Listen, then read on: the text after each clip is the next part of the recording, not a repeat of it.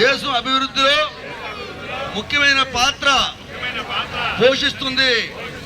అందువల్ల గరిష్ట సంఖ్యలో యువత మాదక ద్రవ్య రహిత భారతదేశ ప్రచారంలో చేరడం చాలా ముఖ్యం.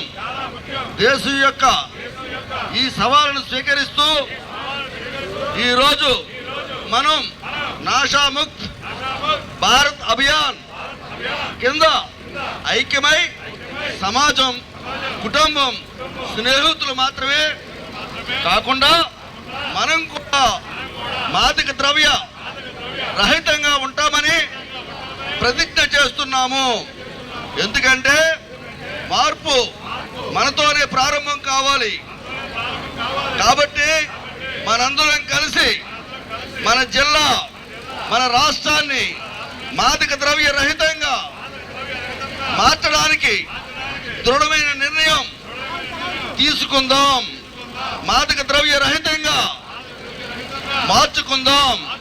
నా దేశాన్ని మాదక ద్రవ్యాల రహితంగా మార్చడానికి నా శక్తి మేరకు ప్రయత్నిస్తానని ప్రతిజ్ఞ చేస్తున్నాను.